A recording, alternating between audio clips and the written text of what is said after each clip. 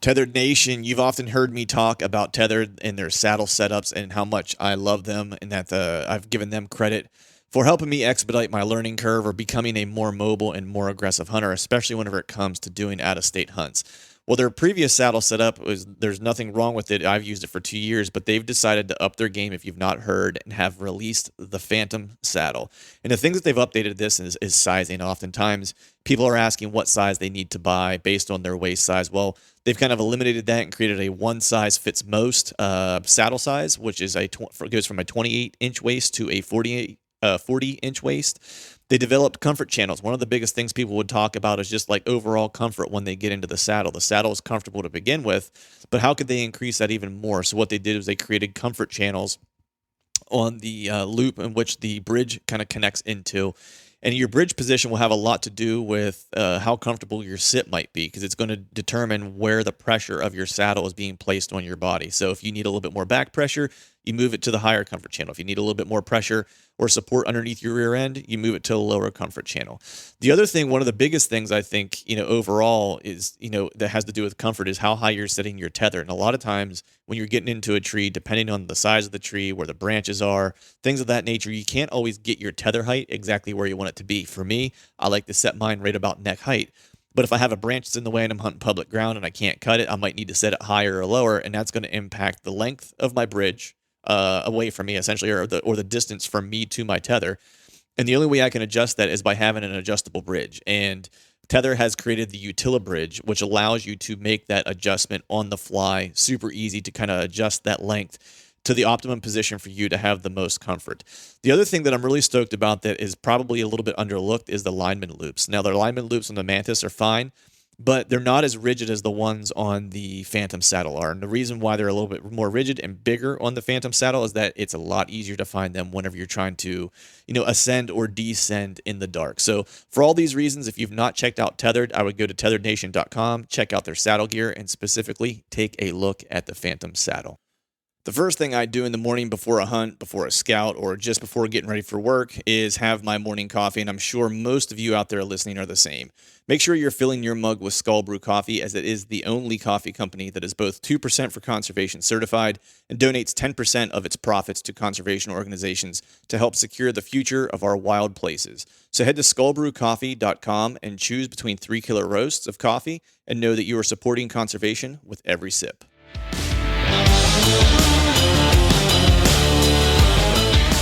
Welcome to the Truth from the Stand Deer Hunting Podcast, brought to you by Skull Brew Coffee Company. I'm your host, Clint Campbell, and you're listening to episode number 172.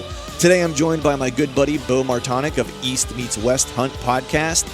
Mountain bucks, big woods bucks, scouting, and Idaho elk are all on the agenda today, so stay tuned.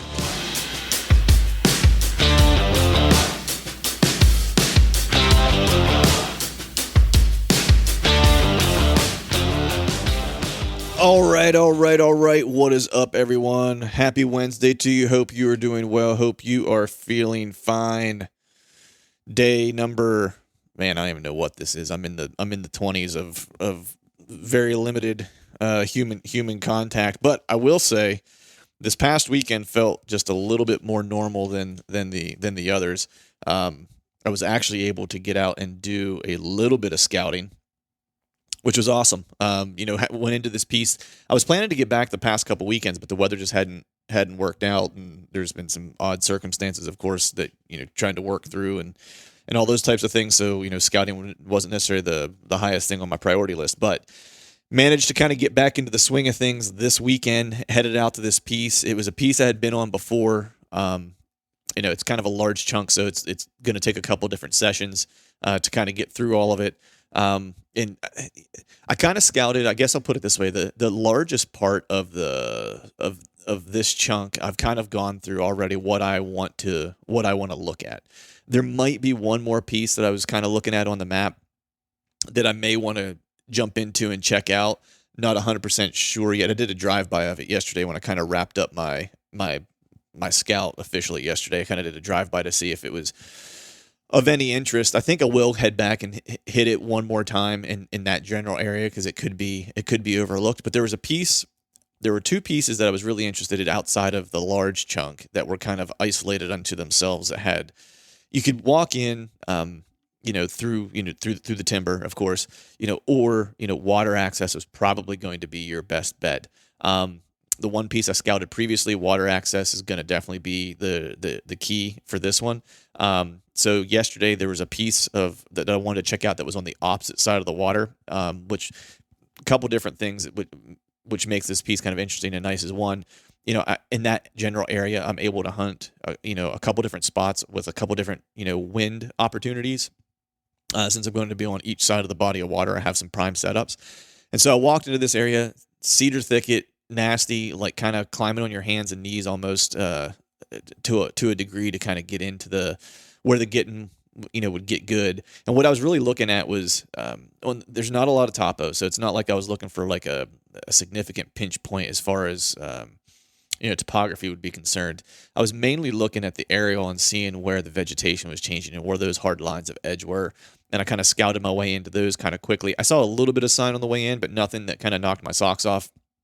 And then once I got to that edge, things got a lot more interesting. And I found, I think, what might be 2 to maybe 3 possible setups, depending. Saw a really interesting area that was, which was a primary scrape area where there was probably like 5 scrapes all within, man, I don't know. It was probably maybe 10 yards, if that, that were all kind of like in this one little area that was kind of back up against the cover, because this cedar thicket kind of turned into a little bit of a swamp and then kind of opened up into this kind of almost grassland kind of area. And of course, like that area was pretty open, and so there wasn't really any sign, down toward what I'll say is the water's edge. But as you got back off the water's edge and got kind of closer to where the timber kind of started again and it started getting thick again, that's where all the scrapes popped up. And, not surprising, it's kind of where I went to kind of check to see if there was any sign that was laid down there. And sure enough, there was.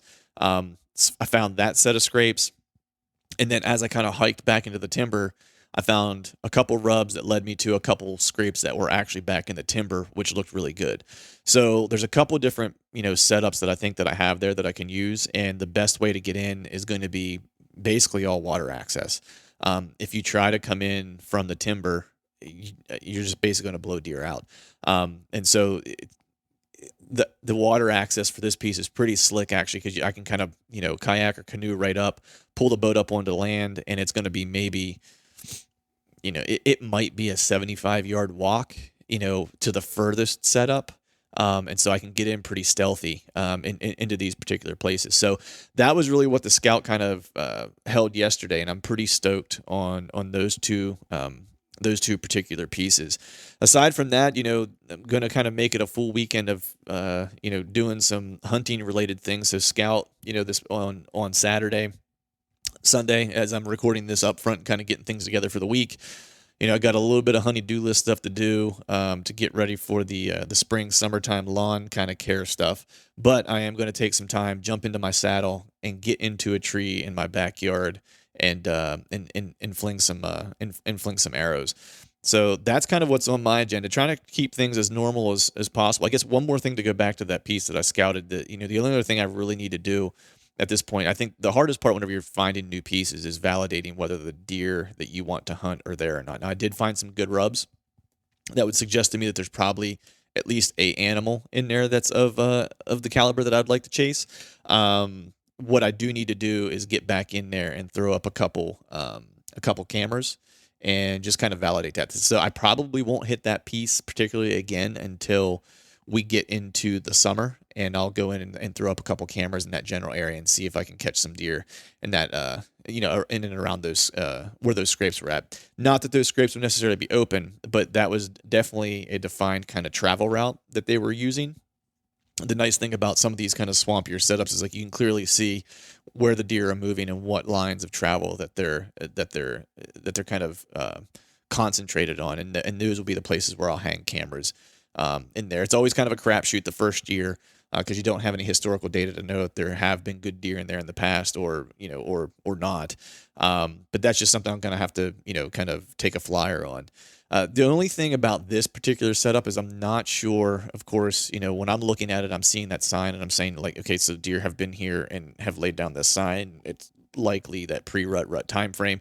And I'm typically not in Pennsylvania during that time, and that will hold true again this year, where I'll be leaving, the end of October, beginning of November for a couple weeks to hunt out of state.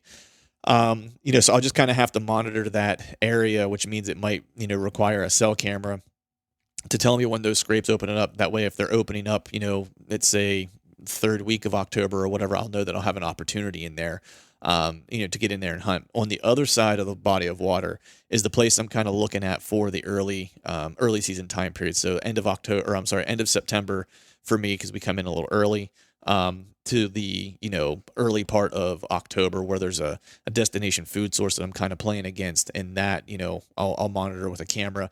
My camera setup in there will be probably pretty close to the water, so I can just kind of paddle in, hop up, check the camera, and zip out, and just I'll know pretty quickly whether or not there's deer using it, because it's really an intrusive spot or non-intrusive spot to set up a camera to kind of get the detail or the intel that I need for that particular setup. So, but not going to belabor this up front much longer here. I'm going to get right into it. This was a little bit of a different setup. I had my buddy Bo Martonic on. He's been on before. He's a Pennsylvania guy. He runs the East Meets West Hunt podcast, and I've been wanting to do this for a little while. So he and I set up an Instagram live kind of happy hour / hangout podcast, to where we did the podcast live, allowing people to kind of jump on and watch with us. I'm probably going to be doing a few more of these during this, weird quarantine time, where we're not getting much social interaction with each other, or face-to-face interaction with each other, should I say. It was a really cool kind of way to set these up, so that you'll notice the audio quality is a little bit different. And that is the reason why, is he and I did basically a live session and did the podcast for everyone to kind of watch and check it out. So if you're out there and you're on and you follow me on Instagram, keep your eyes peeled, because as I do these, I'll make an announcement as to when I'll do them and what time I'll be doing them. I'm sure in the near future I'll have a few more guests on, in that way. Gives us an opportunity to kind of hang out face to face, and also, gives you guys an opportunity to jump on and ask questions, if you're so inclined to kind of join us and take part in the discussion. So with that, Bo and I today, we're really kind of talking about, a lot of the stuff he and I haven't had a chance to discuss over the past year, since it's been about a year since he and I've really had a chance to talk the nitty gritty kind of hunting details. And so we cover, his Idaho elk hunt, which he had a killer elk hunt. It's been 4 years in the making for him to fill that tag. And he did a killer, a short video on that as well, called Synergy. So you might want to check out his YouTube channel and check that video out. It's really cool. And then of course Bo's well known for hunting mountain bucks. So we talk, of course, scouting mountain bucks versus big woods bucks, and all things kind of in between. So with that, we'll go ahead and get Bo on the line. And as always, thank you all for listening. Welcome to the first episode of the live Truth in the Stand collaboration podcast with one Bo Martonic from East Meets West. We figured we would do an Instagram live version of this, since we all have been kind of cooped up in our houses and stuff like that. We thought, everyone's doing these virtual happy hours, so we might as well join in the fun and have kind of a virtual happy hour deer hunting sesh with a couple beverages. Did you stop at the beverage store? I did. Yeah, I got 36 Busch Lights, so I should be all right. Well, I think this thing, we're allowed to roll for like an hour, so we'll probably use all of the hour. I got myself a hot toddy here. But hey, before we get started, hold on. You want to see what my stand is for holding my phone right now? Yeah, I would love to see this. Let's see what kind of holding it up with Busch Lights. Yeah, that's awesome, man. That's my mic. I love it. I love it, man. Well, I'm rolling a hot toddy because I don't know, I've had this like cough, and I don't have the bad stuff, man. I've had it for like 3 weeks, and I don't know what's going on with it. And so it's like every night at night, it gets a little bit worse, but I don't have anything else going on. It's like, I don't feel terrible or whatever. Yeah. I've had like, it's funny this time of year, man, you wake up every morning, at least I do. And I'm like, all right, do I have allergies today or the plague? I'm not quite sure. I know. What I have. I know. I sneeze like 3 times a day, and I'm like, oh shit, like this is it. I know, right? It's like, here comes Wheezy. It's the big one. It's like, and everyone at work will look at you sideways and like want to beat your ass if you're in the grocery store and you even kind of like cough a little bit or whatever. Yeah. It's getting a little Western out there, man. A little Western. Yeah, that's for sure. So, man, I thought for this session, for those out there listening, I'm gonna take this too, as long as the audio kind of holds up, and I'll drop this as a regular podcast as well here in the upcoming time. But for those of you that are on here watching us, and for those out there listening, eventually, Bo and I, of course, know each other really well. We're both from PA. The funny thing is we usually run into each other during the course of the year. Like, I didn't go to ATA this year, but we usually see each other at ATA. Then we always see each other at Harrisburg, and get to hang out and talk. But I don't think we've actually sat down and seriously talked whitetails like since last year at the BHA muster in the mountains. I think that was literally the last time you and I got together and like talked hardcore about hunting. Yeah, I think it was. We haven't sat down and recorded an actual podcast in almost a year. So it's been too long. It's been far overdue, and you've had a lot going on, man. So we'll just kind of, for those out there listening, again, we're just going to kind of keep this loosey-goosey and see how this goes. This is the first iteration of this. So, yeah, you could be in for a real treat, or you could be in for a real shit show dumpster fire. This is the Guns N' Roses version of the podcast, should we say. Yeah, either way, I'm going to have fun. So yeah, exactly. But man, let's go back to last year in the fall. I know that you went, okay, so let me back up for a second. So, when we talked the last time I had you on, like the last two times I had you on, you started at East Meets West because you have this passion for adventure and going out west and doing these hunts and stuff like that. And I think you and I feel a lot the same. It's like, I like to go out west as well, but it's more about that spirit of adventure and DIY hunting and stuff like that. And you've been grinding for years going out west trying to get a bull. And this was the year where you finally made the magic happen, man. So like, I haven't really got to ask you much about that hunt. So if you wouldn't mind, man, just kind of walk me through that, because I know it's been years in the making, dude. And I watched the video, and I want to get into that too as well. But let's just start with like the hunt in general and the journey it took you on. Yeah. So, I mean, to kind of give a brief synopsis of the last 4 years of going out there, I've spent up until 2019, I'd put in over 30 days of hunting elk in the mountains in Colorado, chasing around bulls. Had multiple opportunities on every trip, which I'm, really thankful that I was able to do that, but just couldn't capitalize. It just pure inexperience and not knowing what to do in the right time. I felt like I was just kind of on my own, from whitetails. I've done it my whole life. So when it came to out there, it was just brand new. I felt like I didn't know, what I was doing. But anyways, so I just kept grinding for it, and said I wasn't going to stop hunting elk until I killed a bull. And obviously after that, I'm not going to quit either. Right, I was going to say that was a little bit of a little white lie you might have told yourself. Well, I wasn't going to stop consecutively hunting elk year after year until I finally got a bull. And so, yeah, this past year I was going out and decided to switch states, which was really weird for me because I felt like I've spent all this time getting to know a couple areas in Colorado, like just feel like I'm getting decent with it, but I just felt like there was some better opportunity. And, studying maps and doing things and research, I had found that place in Idaho I decided to go to instead. It's kind of a tough decision, but man, I was really glad that I did it. I went out with two of my really good buddies, and Michael and Mason, and then then Justin Mueller, who filmed the hunt. He came out. It was my first time ever actually filming a hunt, so that was crazy. And met up with actually a podcast listener, John Hallam. He camped with us and hunted. He was hunting the area too. And anyways, it was crazy because I was going to be there for 16 days, and we got in the first night and kind of acclimated, slept in a little bit. Just did a short hike in the evening up to kind of get my lungs used to the elevation, and ended up locating one bugle just before dark, way up on top of this ridge. And the funny part about it was 6 months before that, I had sent a waypoint to Michael and Mason through Onyx and said, I labeled it Bull Down. It was this meadow. It just had everything you could ever ask for. It almost looked too perfect, but it was, so anyways, I picked it out and I sent it to him kind of as a joke. I was just at 100% chance of Bull Down. You know how I am with numbers that don't make any sense. But so I sent that to them. And anyways, the next morning I hiked up in there with Justin. We climbed up in there a little over 2,000 feet elevation in the morning, and got up there just as it was cracking daylight. had this giant bull come right across the meadow, like picture perfect, but he was out about 100 yards and couldn't get a shot at him. So I was watched where he was going to bed, and I was pretty sure that was the bull that bugled the night before because it sounded like coming from the same bedding area.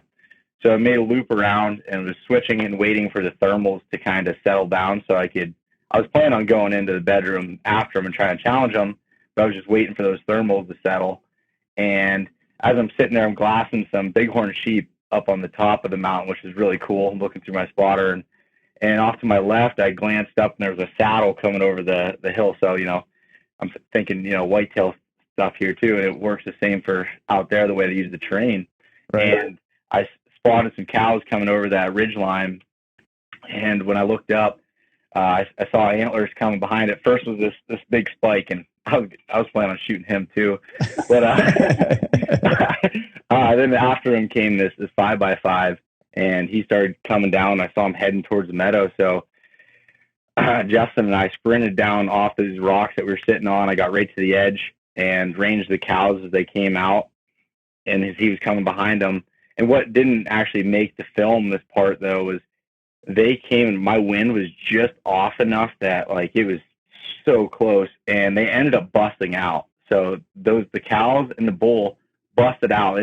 They just whirled and took off, and I was just like, shit, I've been waiting 4 years for this opportunity. I had my pressure on my release, ready to draw, and it took off. So I was like, do I sprint and try to, beat them to this point? They're heading back to the saddle. I'm like, I can't outrun an elk. Let's be honest. So, so I just ended up sitting there waiting. I'm like, just be calm. Multiple elk will funnel down the same trail. Let it go. And as I was sitting there, they ended up coming. A couple more cows joined the group, and they came out on the exact same trail, did the exact same thing. I mean, I'd rather be lucky than good than this one. And they came out and ended up ranging the bull at 60 yards and shot him right there, and he ended up falling down on camera in the middle of the meadow. And I absolutely lost it. Like, just couldn't hold back anything at that point. Yeah, man. I was watching. I got a chance to watch it, and it's first off, it's a killer film. It's called Synergy. For those out there that haven't watched it yet, you should definitely check it out. It's well done. Cinematography is awesome. The story's killer, especially after kind of hearing you kind of give the narration and like all the work that's gone into it. Watching him fall and you lose it, man. It's like I actually got cold bumps or cold chills while I was watching it, just because I know we're good buddies, man. It's like, and it's anytime you have a friend who's putting in that kind of effort on these types of hunts and stuff like that, whether it's Western, big game hunting, elk or whatever, or if it's on a whitetail hunt that you're out of state and you're, trying to get after it and having challenges, and there's levels of success and failure on each trip and stuff like that. It's like, I'm always stoked for my buddies. But, it's interesting that you changed states, at the last, I won't say at the last minute, because I know you did your homework, but yeah, knowing that you had been going to Colorado, right, and you kind of had some stuff dialed in, like what made you make the switch to Idaho? Success rates. I mean, I know you can't always go by this, and a lot of people know how to find this information now, so it can be inflated, but the success rates were almost 4 times the amount of what I was hunting in Colorado. The bull to cow ratio is a lot better. The elk population wasn't as high, but since Idaho caps their over-the-counter tags, you can't. They don't really control. At least in the unit I was in, they don't control how many go to specific zones or units. But there was just a lot of things that lined up. And another thing I wanted was I was hunting all this like dark timber and high country in Colorado, which is beautiful. But I wanted to see something different, and I wanted a breakup of open country and some dark timber. I wanted to do some glassing and kind of change up my game a little bit. So I kind of had to set what my goals were. My goal was to kill any bull elk, and it was to have an experience. I wanted to have it in some of that open country mixed with dark timber, still beautiful landscape, but that's what I wanted, and that's where I went. I mean, where I was at wasn't bred. I mean, it wasn't meant to have, it's not managed to have giant bulls or anything. It's meant to have good bulls, and, and a lot of them. And I can't say there was a ton of elk there, but we got into elk almost every single day on the trip. And even after I killed mine early, my 2 buddies never ended up filling their tags, but they were at full draw multiple times, and we just had freaking blast. It was a great time. Yeah, man. I'm looking forward to getting ready to go back out. I was supposed to go out this year with my dad to Colorado. Some unforeseen circumstances happened beyond the craziness that we're going through now. There was some other stuff that happened. The folks I was going to be kind of meeting up with out there, they had some things go down that they weren't able to do it this year, so have to cancel that trip. Which I kind of started thinking about maybe headed back out to Montana with my other group of buddies, that I went out with the first time. Yeah. But I have 2 whitetail hunts this year that I'm doing that I don't think I can squeeze. It was going to be really hard for me to just do the Colorado hunt because I was going to be doing 3 travel hunts this year, which is going to be, I mean, you and I are both working dudes, so it's not like we have, all the time in the world to go do these things. We have to fit it in with our work schedules and stuff like that. And so it was a little bit of a blessing in disguise that the elk trip fell off. That way I didn't have to try to figure out how to log jam that thing in. But, knowing that this was the first time that you did this kind of level of filming and stuff like that, I don't recall if you've self-filmed in the past or not. I can't remember if we've ever talked about that, but what was it like having a regular camera guy? Because truth be told, one of the hunts that I'm going on this year is actually with a camera guy. Yeah. And so I've self-filmed, right? But I've never had another person that I had to kind of worry about their wind and setups and stuff like that. And so kind of talk me through what that was like having another person. And before you answer that, those that are listening, if you guys have questions as we're going, just go ahead and chime them in and I'll try to keep up with them and see if we can't get them in as well. Yeah. So I guess I was super nervous about the camera guy thing, especially on an elk hunt, because it's elk hunts are grueling. I mean, even on whitetails, just doing a rut hunt for 7 to 10 days or whatever, and you're sitting in the tree all the time, that's mentally draining. That takes a lot, and to get someone to get up every morning. And with elk hunting, it's a mixture of physical and mental, and there's just a lot to it. And luckily, the guy that I ended up getting was, awesome. He just came. He was on an elk hunt before that, a successful elk hunt, and he was he had elk hunting knowledge plus the camera skills. So when I was in the morning saying we're going to get up, 2 hours before light and hike up this mountain and do all this, he was like, "Yep, no problem." He was up before I was, ready to go. And I've heard horror stories that doesn't work that way, but for me, that was great. And I was like, all right, I need to keep this guy around for any other films, but it was, so I was really nervous because again, I've done some video stuff, but not on an actual hunt. So it was weird having a guy right here with a camera on me. And then when I'm going to shoot, if you don't add, enough pressure of here's 4 years of work coming down to 1 second, one split decision. And I've got a camera right here. I've got a mic hooked on, right. Everything was just it was weird. But, now, if I'm not mistaken, before you released the arrow, didn't you say, if I'm remembering, if I heard it right, didn't you say, you got him? Yeah. To make sure he was in frame? Yeah. Yeah, I did. Which that's not nerve-wracking at all. It's before you release, you're asking someone, do you have him in frame? Yeah, I know. And I said I wasn't going to do that. I told him, I was like, listen, man, what you get is what you're going to get. Because I'm not, if it's not in frame, it's not going to happen. And I think I kind of said it subconsciously without even really thinking what his response was. But right, because I'm pretty sure that arrow left before you even finished your statement. I'm pretty sure it was you got pow, and it was gone. Yeah, I'm pretty sure that I sent that arrow off really while I was mid-sentence. Yeah, for sure. But, yeah, it was really cool though, because Justin made it almost like he wasn't there at times. He was really good with doing that and not making you feel awkward with it at all. And a couple times, I was turning around he's my buddy with me. He got to experience that moment and everything, and he was really professional with it and made it really easy. Not to mention, we're getting off the mountain. He took a quarter. He's packing a quarter off while he's filming, taking it down. So that was, really, really helpful.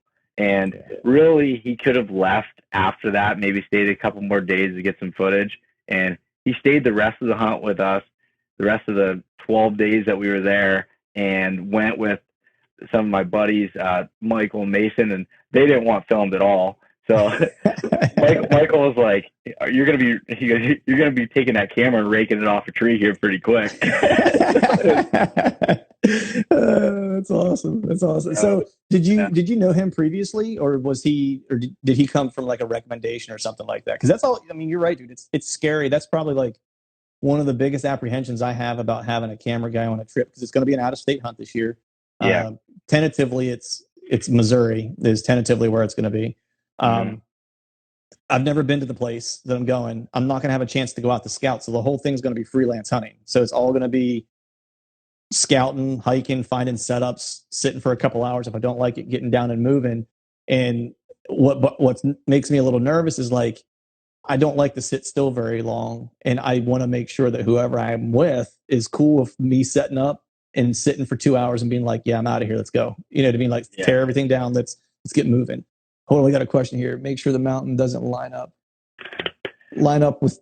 We're good, Tyler. That means get peaked, and if it lines up, I got to chug this. So is that what happened? All right. Yeah, I've been getting hit pretty hard with those lately, so I got to watch. All right, yeah, I'm glad someone's keeping you in check, man. Someone's got to. But yeah, I'm a little nervous about that whole situation too, with like a new person that I don't know, potentially going into a piece that I've never been to, and having to figure it out on the fly. And it's going to probably be a lot of moving and probably a lot of hunts where I'm not seeing a lot of deer, until I start to get it dialed in. Because that's kind of what it was in Iowa. It's like I was seeing deer, but it was a couple days until I started figuring out like where I needed to be and what areas I wanted to spend time in and stuff like that. So going in blind is always a little bit of a challenge. But where are you headed next year, man? Like what are the plans for this upcoming season for elk first? And we'll get into whitetails here in a second. I'm not hunting elk this year unless I draw a New Mexico tag, which I have in for. I really don't have time, and I'd have to figure it out. But so I'm going to Alaska to hunt caribou. I remember that. Yeah. Let's talk about that. So yeah, I'm going with my buddy Michael. He's tuning in right now. I saw his name pop up, but we're flying up there to north of the Arctic Circle and doing I think it's 7-day hunt. They're dropping us off and just leaving us there and seeing if we can hit the migration right. So taking both. I'm taking as of right now, this could change by tomorrow, but I'm taking my bow and he's taking his rifle, and most likely I'll end up shooting it with a rifle, because when I go on a trip like this, it's like you got to get it done however you need to get it done. Yeah, I don't care really at all. I'd love to get one with bow. I just love shooting my bow, but if it comes down to it, I'd definitely shoot one with a rifle. But that trip I'm looking forward to. I went to Alaska a couple years ago. I went up there for a company retreat for Heather's Choice, and we got to do some whitewater rafting and just like spend camping in the mountains. And I fell in love with that place and knew that I needed to get back there sooner than later before things got, super serious in my life that it would make it difficult. I was like, I need to get that done now. And which I know as soon as I do it once, I'm going to want to do it more. But yeah, it's I was in Alaska in 2003, I think was when I took a trip. And it's, you're right, man. I mean, it just kind of gets into your blood. And it's one of those things where I think about all the time now, pulling off your stand, grabbing another. I know my stand's falling apart because I know, right? I took a bush light off my mic stand here. Off your phone stand. All right. We got it.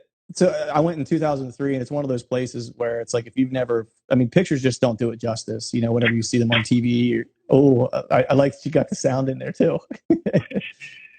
But I've yet to get back. My hunt was actually a bear hunt and a blacktail hunt while I was out there, and saw a ton of bears. I think I saw 13 bears while I was there, or 12 or 13 bears.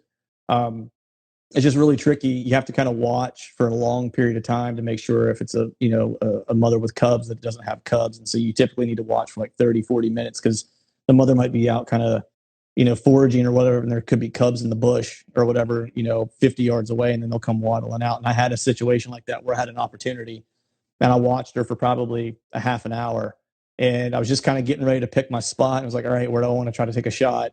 And then I just kind of looked over to the left, and like all of a sudden these two little cubs hopped out. And I was like, I just spent like the entire day watching this like clear cut, you know what I mean? Watching this bear mess around until it got close enough. And then, ended up not getting a shot.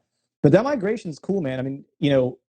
How do you how do you kind of catch up with them on a migration? I mean, I'm assuming there's pretty defined like places, I would imagine, that people know that their migratory path is going to take them through this particular area. Yeah, so like we're flying with an aviation company that's what they do is they fly people in for DIY caribou hunts, but they have a pretty good idea how the migration's going. From flying people in, they have an idea kind of how that's going at that point. So you don't really know where they're dropping you off until, you know, really until you get there. And they have an idea where you could be at and try to help you out. So that's what's really nice about these type of hunts is, I mean, it's do it yourself, but at the same time, you're having a little bit of guidance from those aviation companies to try to hit you in place. I have no idea how you'd figure out their migration otherwise, Right. you know. So Right.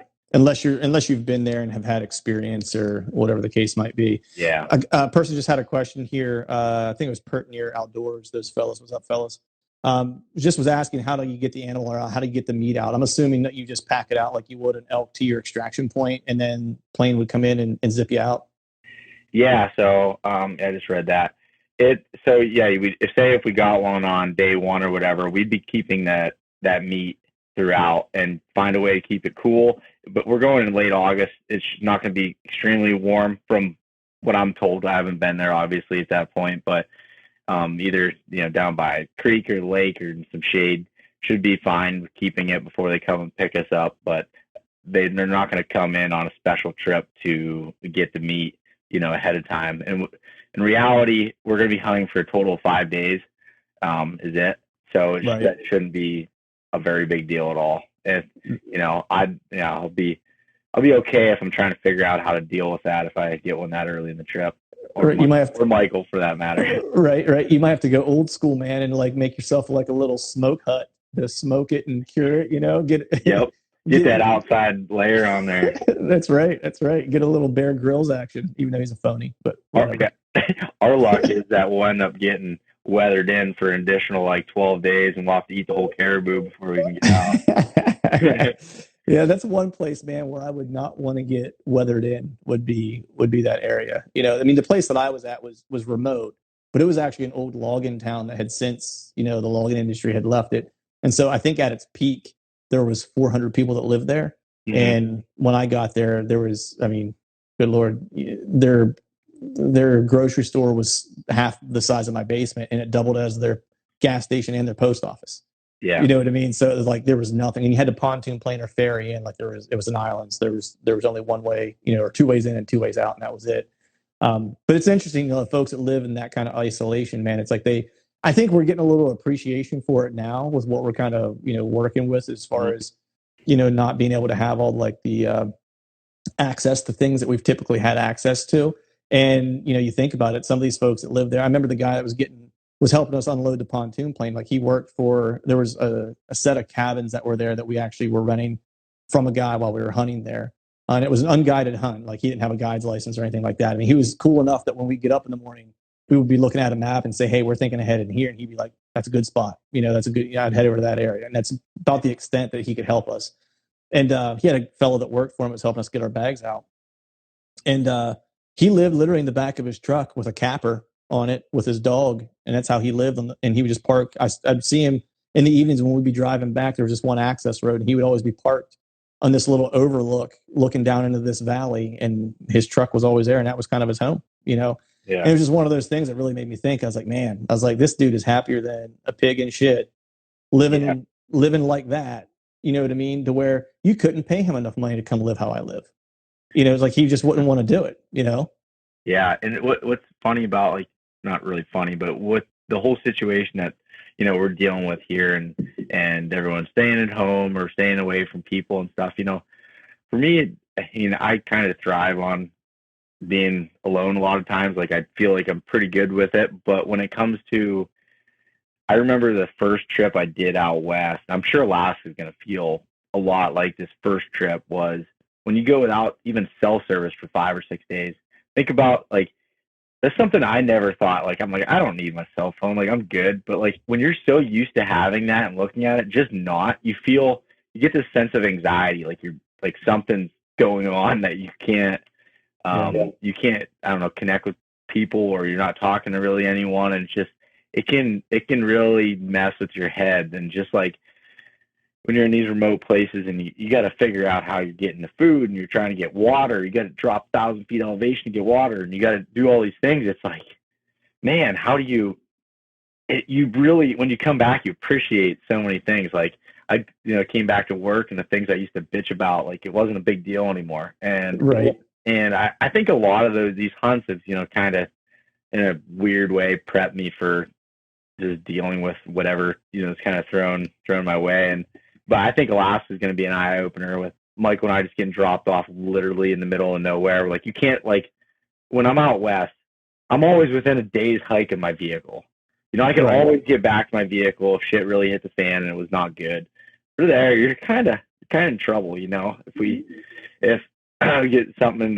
get into a grizzly attack or something, and Michael goes down, I'm just gonna have to leave him there. I'm gonna have to eat him.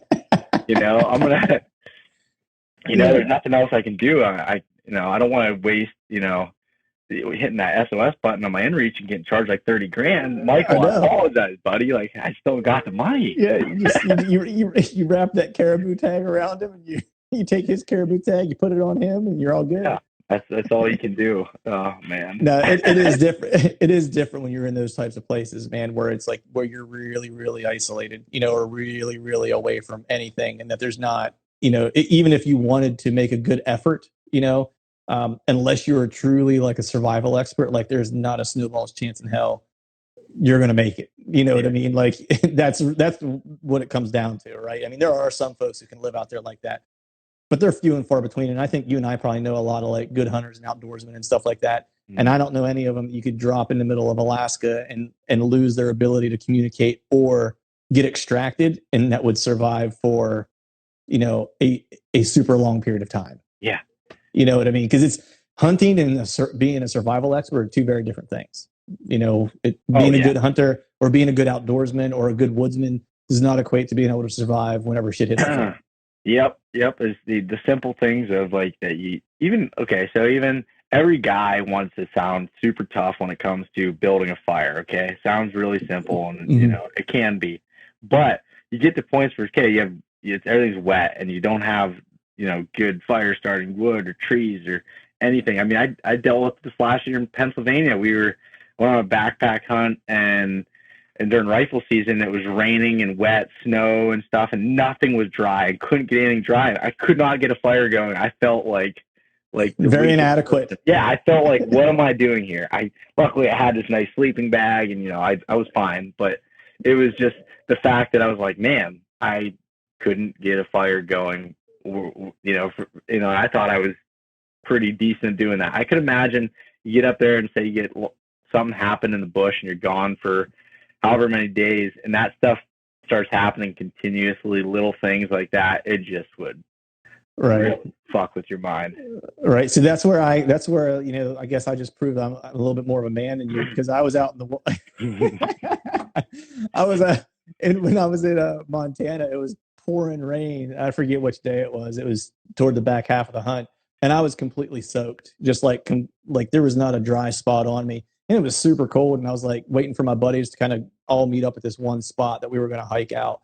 And it was one of those types of cold where it was like, man, I need to get warm. I can't I either need to continue to hike or I need to make a fire. Right. Mm-hmm. And there was not anything that was dry. Fortunately, I had a little bit of some dry relent that I had taken and put, some petroleum jelly on it and kept it in a nice, watertight little container. Was able to bust that out and found just enough dry stuff to get that to spark, just to get some embers rolling, and then was able to find a little bit of dry wood to get to a point where I could get just a little fire going. And then we had a nice little fire under that tree. So if there was any debate who was the better man here with the well, what's crazy too is places like Colorado, you could start a fire by blowing on everything's so dry, and then you get this, I don't know what the technical term is for the dry moss that hangs in all the conifer trees out there. Yeah. That stuff burns by, you could light a match over here in a tree down there and starts catching on fire. No wonder the West burns so easily. It's different there than if you're in a wet climate, and being able to figured out. It's amazing. But yeah. Well, and now my best fire starting method is hand sanitizer, and I can't get that shit. Yeah, no, you can't get it anymore. It's like you're out of luck. You're out of luck. Yeah. But man, let's shift gears here because I'm just being sensitive to how much time we have because this only lets us do this for like an hour. We're about 30-ish, 35-ish minutes in. I want to switch gears here to whitetails. And I know, we've talked about this, when you and I have been on before, mountain bucks. You and I both like to hunt elevation. You more so than me. You get more of an opportunity too, just by the nature of where you live and stuff. Yep. But I know you're doing a lot of prep this time of year. How's everything coming? How's your scouting this year? What's shaking with that? Good, man. I changed my strategy a little bit with it, and I might have talked to you a little bit offline with it. But last year, I wanted to hunt about 95% new places, brand new, never walked into them before. So I scouted all spring. I just spent covering ground and trying to find, and it was difficult hunting that way last year. I bounced around to a lot of areas, and this year, I'm narrowing down to a few spots. I'm still going to have probably 4 or 5 different like big locations, but really try to narrow it down and learn those areas of spring. So that's what I've been doing is taking bigger chunks and narrowing it down. And that's kind of, I look at scouting from like a 3-year strategy for places.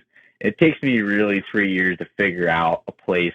You can go into a new spot, like say you would in Missouri, and you can kill the first year. That's not out of the question, but it's to actually understand it and how the deer are moving and using it.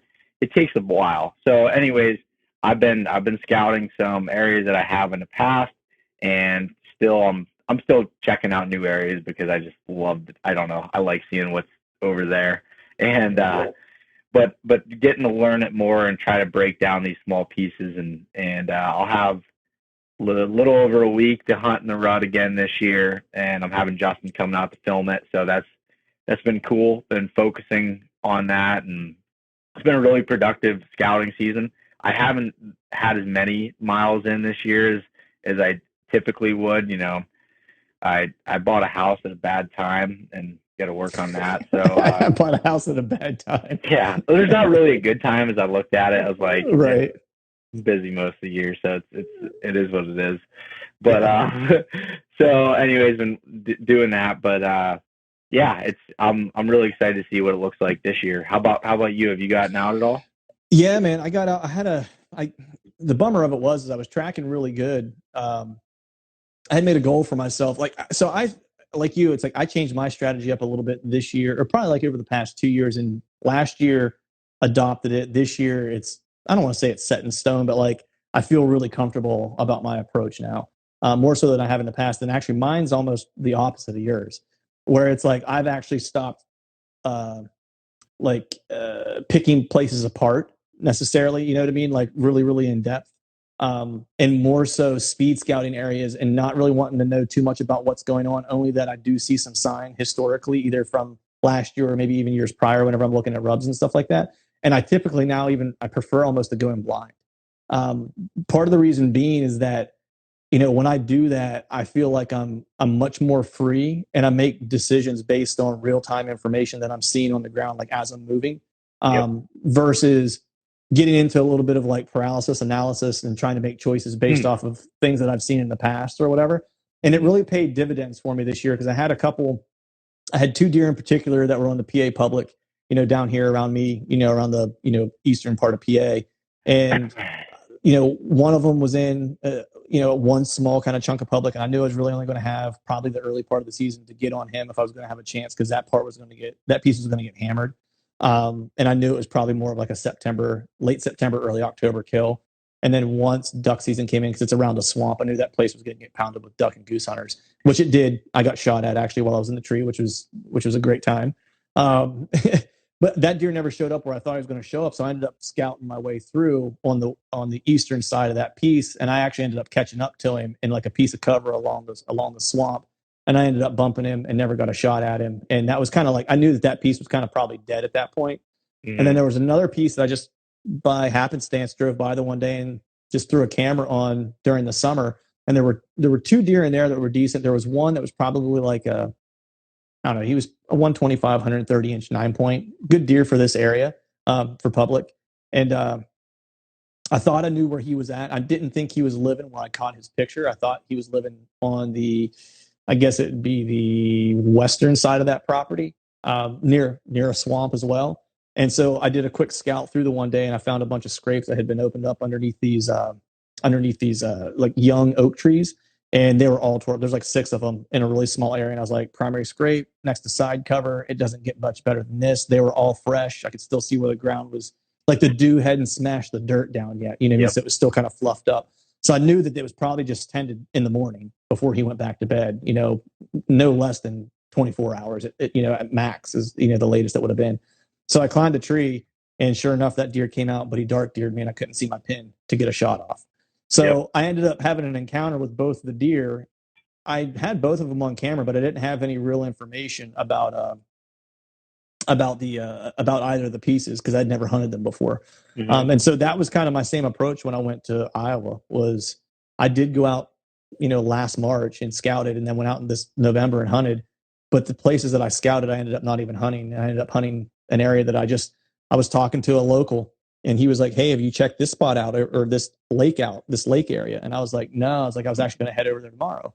He's like, "Yeah." He's like, you know, "There's always really good deer over in that area." You know, so I went over there and I just found all kinds of rubs and scrapes, and ended up getting on a deer, missed a really good deer, missed him twice, and then ended up killing my deer in that general area. Yeah.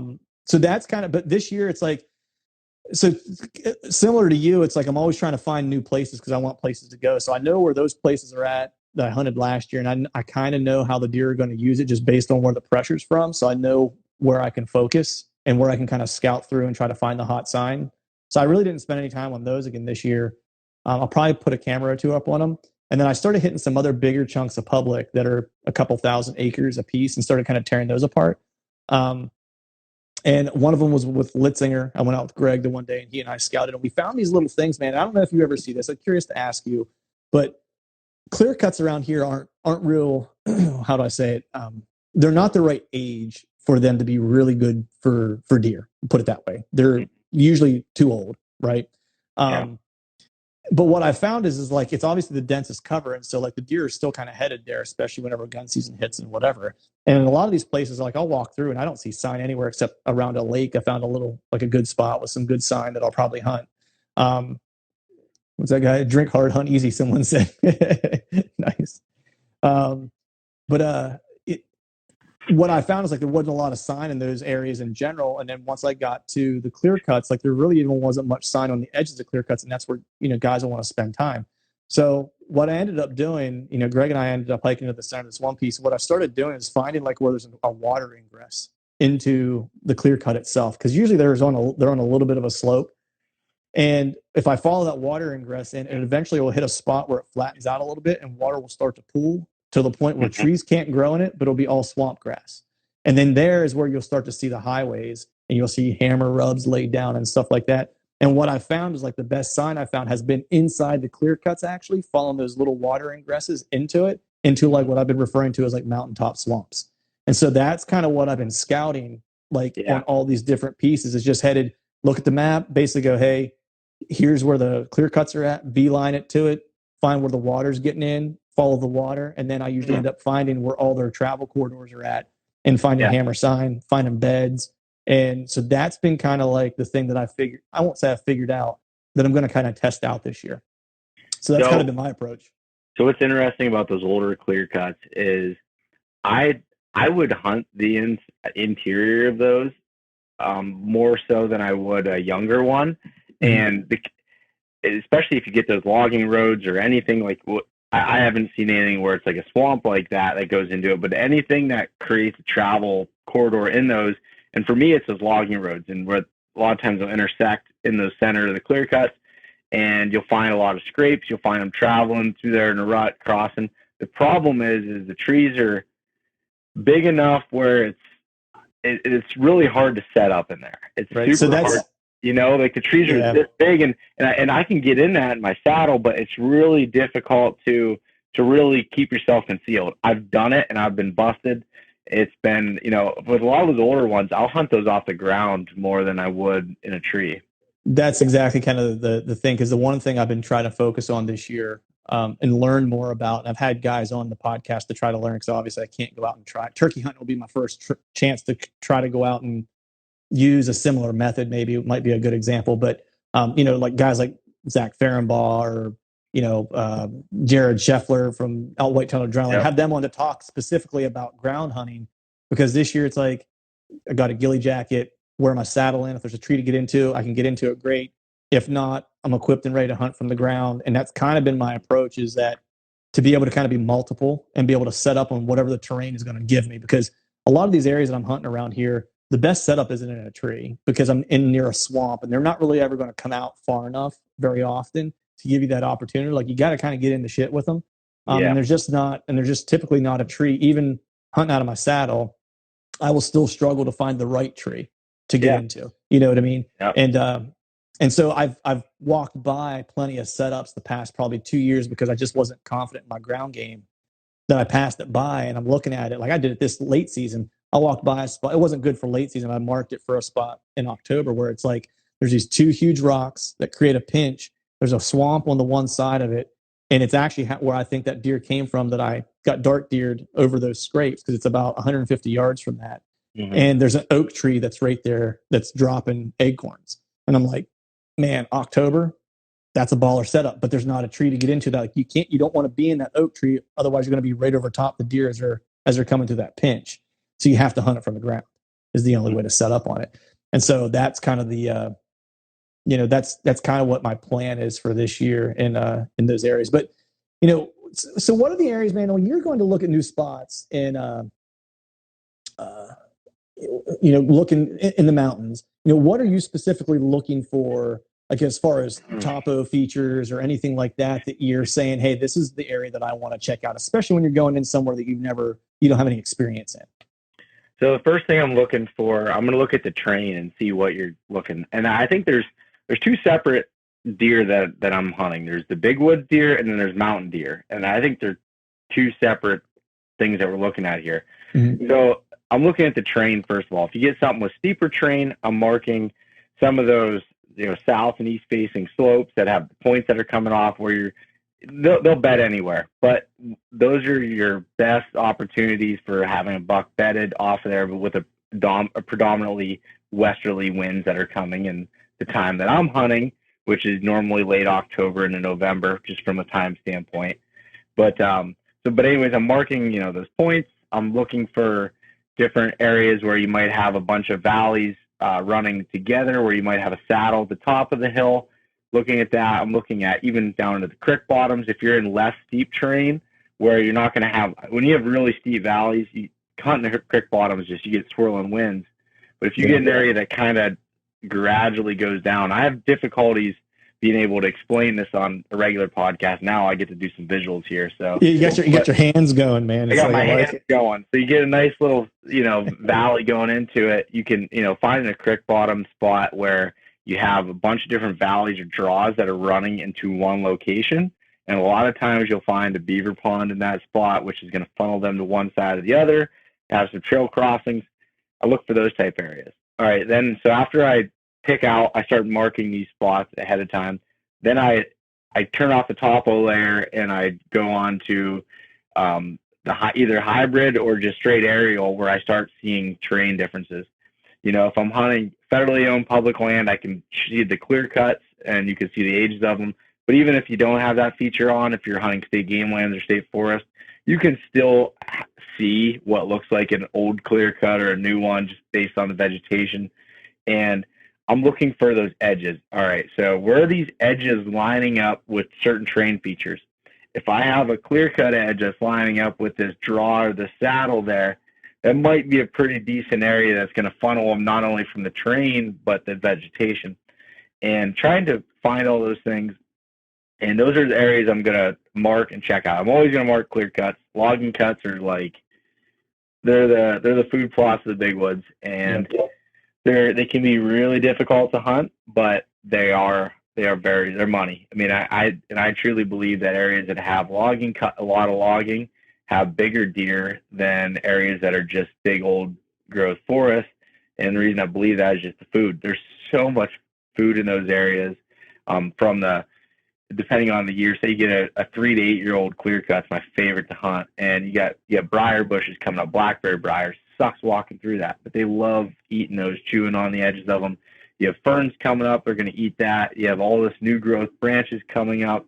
There's just so much that's, available for that. But anyways, I'm looking at vegetation features and terrain features and where those kind of overlap. And I'm looking at that, again, mostly from hunting the rut, because that's when I have the time to hunt. That's when I'm off work. That's my best chance of getting on a deer. So that's where I'm focusing most of my signs. If I'm going to be, say, hunting steeper terrain and I'm focused on an October hunt, I'm going to be looking out towards those points. I'm going to look out towards where they're going to be bedding and going to go in there and check out for previous sign of, say, acorns or areas that don't have oak trees.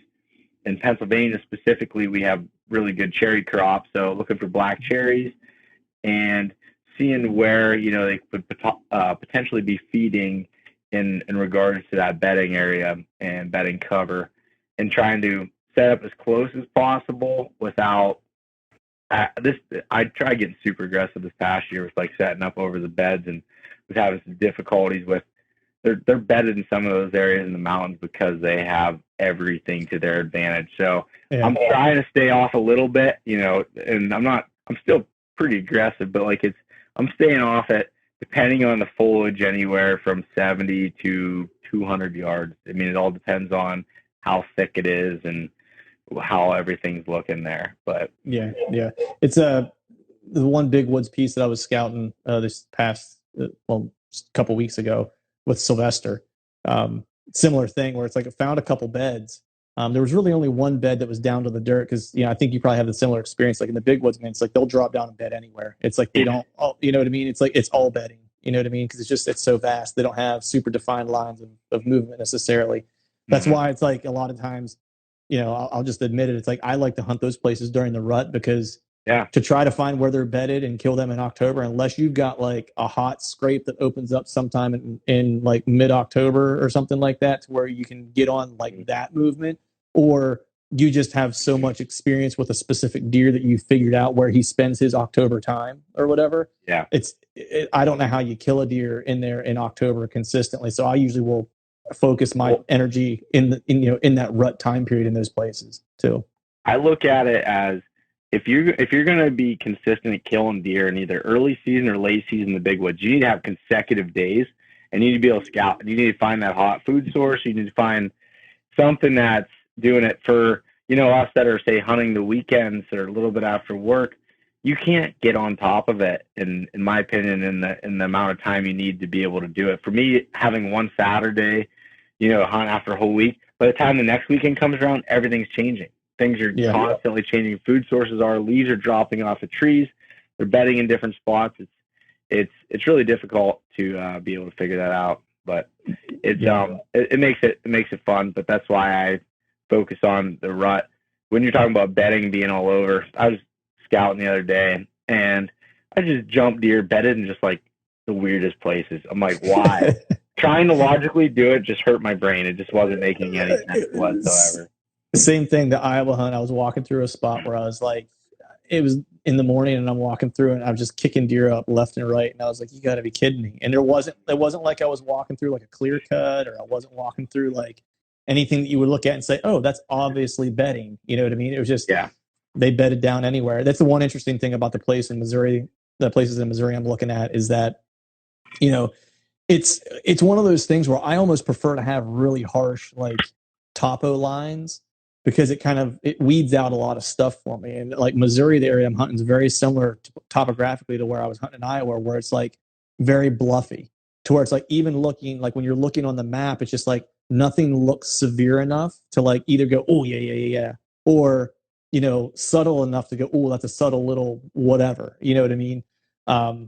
So it's going to be interesting. I kind of do the same thing as you. It's like I look at those defined lines of transition, right? It's like, where are those lines at? If I can find them with, whether it's cover or vegetation or whatever the case might be, it's like I'll just beeline it to those kind of areas whenever I get there, especially on freelance hunts. It's like, because I know deer like edge, I should be able to pick up some sign and then start heading in a direction to follow wherever that's going to lead me, and then start to put pieces together. And then I'll start to be able to figure out like, okay, they're really using this type of terrain feature in this area, or there's a creek crossing right here that's really getting hammered, or whatever the case might be. So, I'll look for those types of things. But we only have probably like 5 more minutes here, and I wanted to ask you, because I know this is something new for you this year. I think it was new for you this year, but how was your transition to hunting out of a saddle this year? Man, it was interesting. I didn't start using a saddle, and I didn't get it in the mail till like 3rd week in October. So I just jumped right in it and went no practice, which I would not recommend to anybody. practice. But I loved it.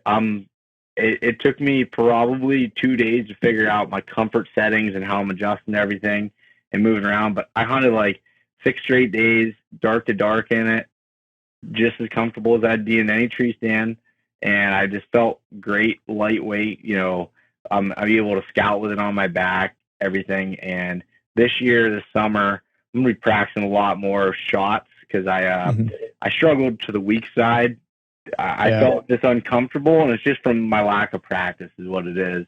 Yeah. So that's a big, but man, saddle hunting is so cool and fun. It just kind of just changed it for me. It made it kind of fun again, just taking that in this little platform. I'm going up there. I don't wear my saddle in. I pack it in, but okay. Still, so I take it out and I put it on and just climb up, and everything's just super simple. I have my stuff rigged up that I never hit the ground. I go up, and I haven't got as DIY with things as most people or like you have yet. I'm planning on modifying my sticks a little bit. It's fun just to play around with it and see what works and what doesn't. And it's really quiet, in my opinion. Yeah, I mean, you start to really kind of build your own system that works for the way you want it to work. For me, it's like I actually wear my saddle in. Everything I need is in my pouches. And then this year, it's like I just kind of switched to using the Predator pack. And I actually have Molly kind of attachments that carry my camera and a water bottle. So I basically use that as my only pack now. So that's things like tiny, and that's all I have. And the reason I like it is because I can take something like a ghillie jacket and I can, be light and be able to scout as much as I need to find a hot sign. And then once I find it, I can either get up a tree quickly and quietly, or I can throw a ghillie jacket on and hunt it from the ground. Whatever it is, it's not gonna, it's not a deterrent. But we're just about to get kicked off this thing, man. So I want to give you a chance before we get out of here, let folks know where they can find out more about Bo Martonic and East Meets West. Yeah, well, if you click on my little Instagram name here, you can usually find a lot of information at bo.martonic, and then and also at East Meets West Hunt on Instagram, and anywhere you find podcasts, East Meets West Hunt, you'll find it there. Awesome. And then be sure you're following Truth from the Stand Instagram, and check out the YouTube channel, as I'm putting the podcast there and having some videos come out every so often. Dude, we got to make sure we get together more often. It shouldn't take this long for us to chat. We're Pennsylvania guys. I'm hoping the crazy shit we have going on clears up so I can see you at TAC, because I'll be there at the tethered booth as long as TAC goes on this year. So I'm hoping that it clears up so you and I can get together and I can show you how to make a fire. Yeah. Hey. Oh shit. Well, I'm gonna have my own booth there, so I don't know what to tell you. I'm gonna be there, and I'm probably gonna talk a lot of shit from afar. So. Okay. All right. Well, I'll be sure to stop by then. All right, brother. Thanks for coming on, man. And guys out there that chimed in and hopped on, thanks for listening. Lunger, I see you on there, man. You're the legend, killing bucks on runs, trying to follow in your footsteps, man. I'll talk to you guys soon. Thanks for checking us out. All right, folks, that is a wrap for today's show. I'd like to thank all of you for listening, and if you haven't yet, please head over to iTunes and leave us a 5-star rating, and be sure to subscribe to the podcast. I'd be super appreciative if you could do those 2 things for me. And before I shut this thing down, I need to give a big shout out to our partners who continue to help us make this podcast possible. Tethered, Exodus Outdoor Gear, Skull Brew Coffee Company, Gumleaf USA Boots, and Day 6 Specialized Gear. And until next time, we'll see y'all.